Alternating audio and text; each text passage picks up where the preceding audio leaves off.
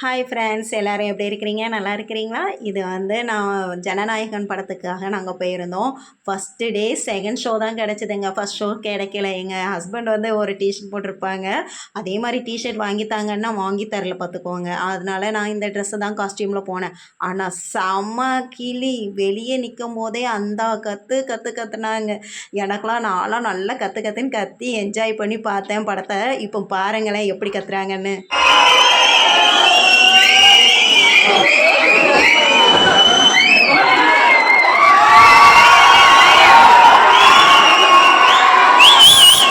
இது actually theatre உள்ளக்க கூட நாங்கள் போகலங்க. உள்ள என்ட்ரன்ஸில் தான் நின்றுட்டு இருந்தோம். அந்த இடத்துலையே செம்ம கத்துனாங்க. ஆனால் நாங்கள் நல்ல செம்ம என்ஜாய்மெண்ட்டோட படத்தை பார்த்தோம்.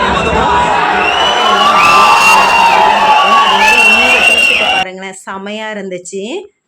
இந்த டீமில் உள்ளவங்க பயங்கரமாக இருந்தாங்கங்க. அதுக்கப்புறம் பார்த்தா அங்கே முன்னாடிலாம் நின்று பசங்க பொண்ணுங்க எல்லாரும் ஆடினாங்க. எனக்கெலாம் ஆடணுன்னு ரொம்ப ஆசை. ஆனால் என்ன பண்ணுறது, சரி போவோம் அப்படின்னு சொல்லிட்டு படத்தை மட்டும் பார்த்துக்கிட்டு இருந்தோம். ஆனால் அப்பப்போ விசிலு கத்துறது அந்த வேலையெல்லாம் நாங்கள் நல்லாவே பார்த்தோம். ஆனால் படம் ஆரம்பித்ததுலேருந்து எண்டிங் வேறு சவுண்டு மட்டும் நிற்கவே இல்லைங்க. அவ்வளோ பேரும் சீட்லேருந்து எந்திரிச்சு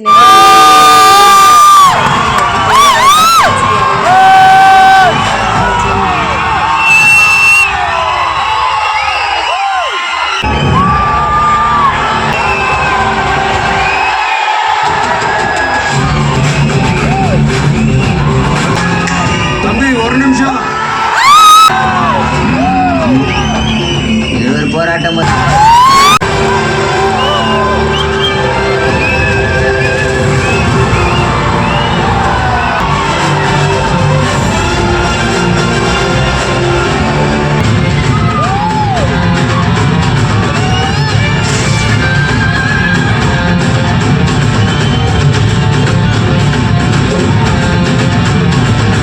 எப்படி விசில் பறந்துச்சா?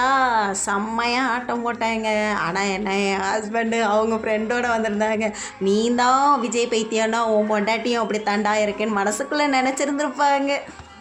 அதுக்கப்புறம் பாட்டு போடவும் ஒவ்வொருத்தராக தெரிச்சு போய் ஆட போயிட்டாங்க. அடுத்த வீடியோவை நீங்கள் அதில் தான் பார்ப்பீங்க. பாருங்கள் எப்படி ஆடுறாங்கன்னு மட்டும்.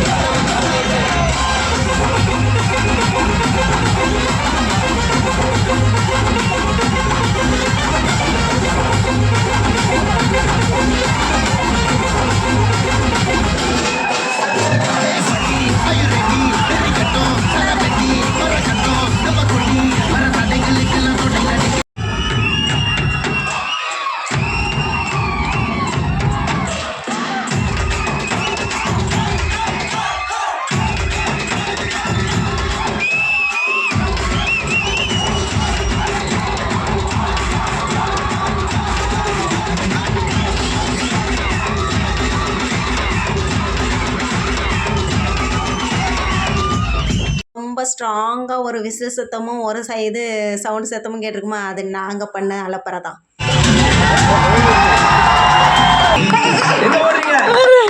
இங்க வா. நாளைய தீர்ப்பு எப்படி இருக்கும்னா சார், மாற்றம் வருமா சார்? மாற்றம் வரணும்னா